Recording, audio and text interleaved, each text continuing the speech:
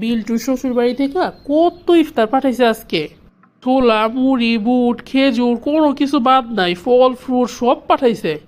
আর আমার পোলাও বিয়ে করছিল এমন এক জায়গায়, হায় রে আল্লাহ।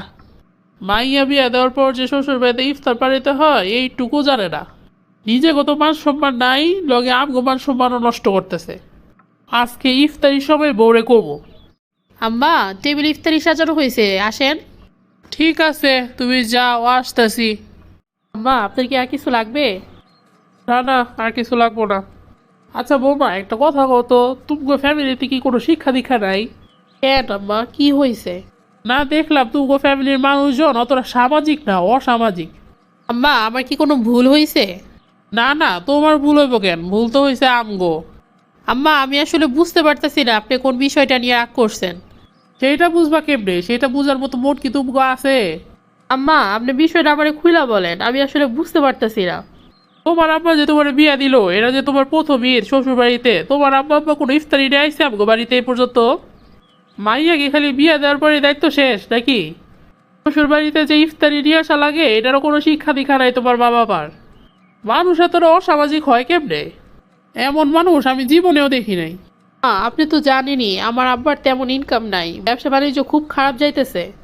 গত মাসেই তো আমার বিয়েটা হইলো, অনেক টাকা খরচ হয়ে গেছে, এখন তাদের হাতে তেমন টাকা পয়সাও নাই।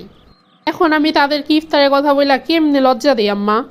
ও, ইফতারের কথা বলে তোমার আব্বা আমার লজ্জা লাগবো? আর আমার বাসায় যে ইফতার না আনলে আমি যে সমাজে মুখ দেখাইতে পারবো না, ওইটার কি হইব? আম্মা, মানুষের কথা চিন্তা না কইরা একটু আমাদের কথাটা চিন্তা করেন। বৌমা শোনো, আমি এত কিছু জানি না। তোমার আম্মারে ফোন দিয়ে তুমি বলবা, যদি ভালো ভালো ইফতার নিয়ে আয় তো নিয়ে আইলো, নয়তো তুমিও তোমার বাপের বাড়ি চলে যাও।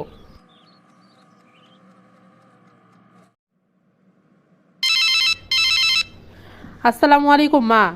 এখনই তোমারে ফোন দিতাম মা, আর তুমি ফোনটা দিলা। কেমন আছো মা? মা, কেমন আছিস তুই? ভালো নাই মা। কেন মা, কি হয়েছে? মা, আমার শ্বশুর বাড়িতে নিয়ম আছে, বিয়ের পরে মাইয়ার বাপ মারা ইফতার নিয়ে আসে শ্বশুর বাড়িতে। তোমরা কবে নিয়ে বাবা? আমার শাশুড়ি আমার উঠতে বুইতে খোঁড়া দিতেছে মা, আমার এগুলোর ভাল লাগতেছে না। মা, তুই তো জানুসই তোর কয়দিন আগে বিয়ে দিলাম, কতগুলো টাকা ঋণ তোর আব্বা। এখন আবার শ্বশুর বাড়িতে ইফতার তোর কম কম জিনিস নেওয়া যাবো না, অনেক কিছুই নিতে হইব। কতগুলো টাকা ধাক্কা মা, বুঝোসই তো। আচ্ছা মা, তুই কোনো টেনশন করিস না, আমি তো বাপের লগে কথা কয়ে দেখি কেমনি কি করা যায়। তুই কান্দিস না মা, আমরা দেখতাছি। হ মা, তুমি আব্বার লগে কথা কও, আব্বার লগে কথা কও, তোমরা এই সপ্তাহে আসো। আর মা শোনো, মুড়ির থেকে শুরু কইরা ছোলা সব কিছু নিয়েই তো হইব বেশি বেশি কইরা, নয়তো কিন্তু আম্মা এখন সামনে আমার মান সম্মান থাকবো না। আচ্ছা মা, আমি তাহলে রাখি এখন। তুমি ভাবিরে কি বলছো? ভাবিরে দেখলাম ঘরে বসে কান্নাকাটি করতেছে। আবার হ্যাঁ মায়ের ফোনের কি আরো বলতেছে কান্দা কান্দা।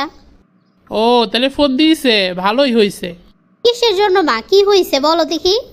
আরে তোর বলিস না, তোর ভাবির মা বাপ এত খারাপ যে মাইয়া বিয়ে দিছে, বিয়ের পরে যে ইফতারি ফিফতারি দেওয়া লাগে শ্বশুর বাড়িতে নতুন নতুন, এটাও জানে না। এইটুকু শিক্ষা দীক্ষা তাদের মধ্যে নাই।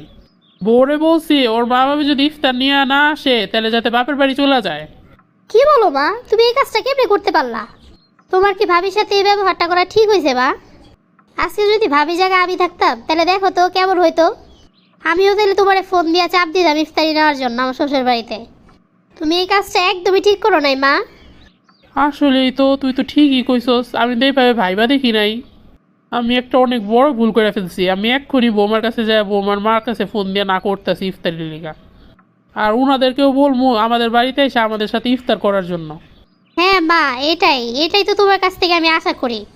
আমরা একজন একজন করে যদি এইসব প্রথাগুলো বাদ দেই তাহলেই তো আমাদের সমাজটা সুন্দর একটা সমাজে পরিণত হবে মা। প্রিয় বন্ধুরা, আপনারা লাইক কমেন্ট ও শেয়ার করে আমাদের পাশে থাকুন। আপনাদের একটি লাইক ও কমেন্ট আমাদের নতুন ভিডিও বানাতে অনেক উৎসাহ যোগায়।